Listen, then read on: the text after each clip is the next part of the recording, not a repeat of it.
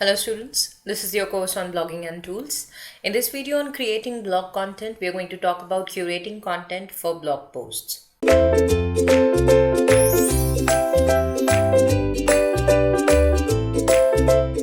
Up until now, we've been discussing about how you can create a standard blog post, mostly in terms of writing the text, including the headings, and taking care of all the critical elements that actually contributes towards designing a successful blog post.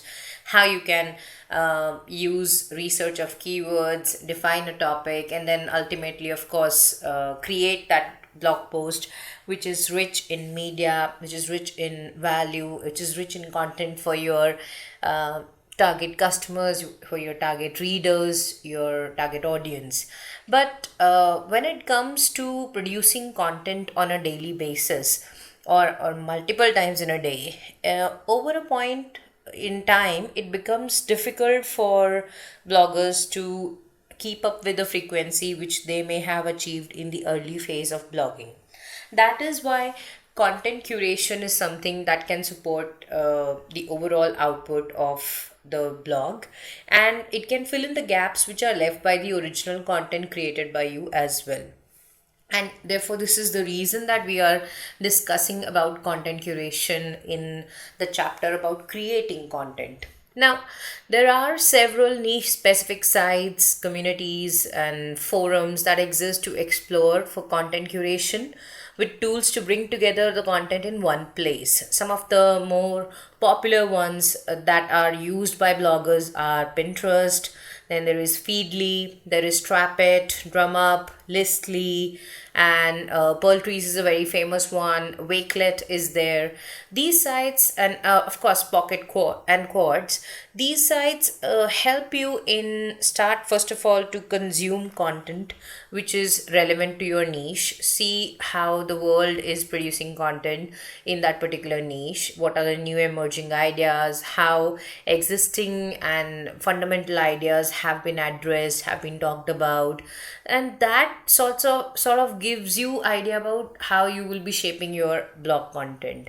Then a lot of these sites also help you in getting into site specific content and curate relevant content, organize it on a single platform, and even create a storyboard or a collage or a combination of content out of it in a single platform, which you can then simply pick up and post on your blog as your own original piece of work.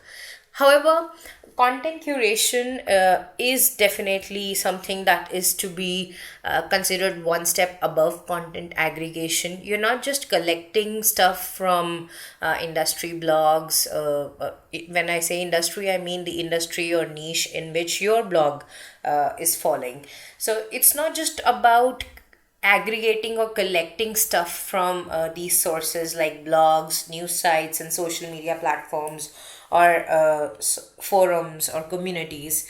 The idea is to find relevant stuff, bring it together, organize it in a relatable and intelligent manner, and then adding some content which is your own, adding your own inputs, which would therefore deliver better value, higher value to your blog readers and subscribers, and which was actually missing from the overall experience which your blog readers had when they had to go to these multiple sources to find that information or that data. That is why content curation is a step above content aggregation and definitely requires a constant human touch, personalized feel to come up. Otherwise, your readers, your subscribers would start seeing your blog as just an aggregation site, and they won't see any value add in visiting your blog over a long period of time.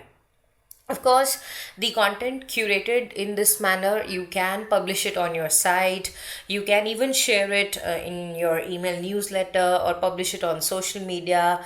And there can be an intermixing of things also. So you can first publish the content on site and then promote it through newsletter or social media, whichever way you're most comfortable doing it. But the idea is that the content curation process should be supporting your content creation process, and there should be a bit of your own personal content touch going into it before the final thing is published on your blog.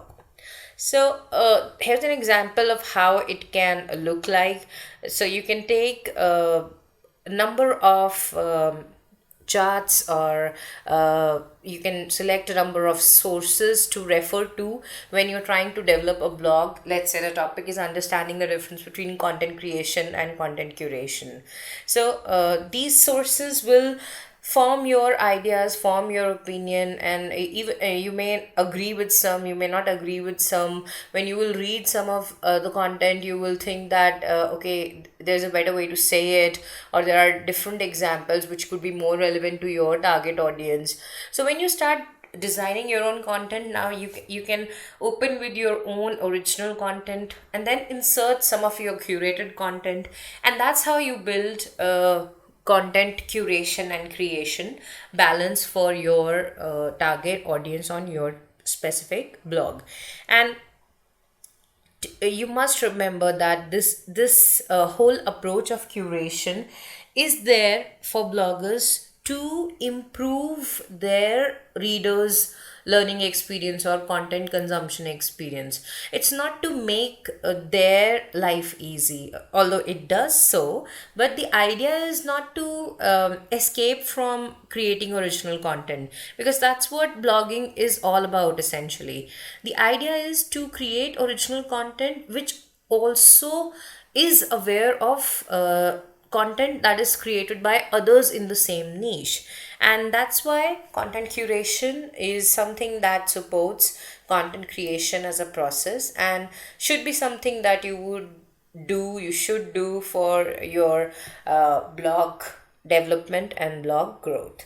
Next up, we'll talk about managing blog metadata, which is a critical step before you finally publish and promote your blog posts, and is something that you should be taking care of at every step of blog development, and essentially something that you should be taking care of before publishing every single post. So that's what we'll be doing next time. Until then, thank you.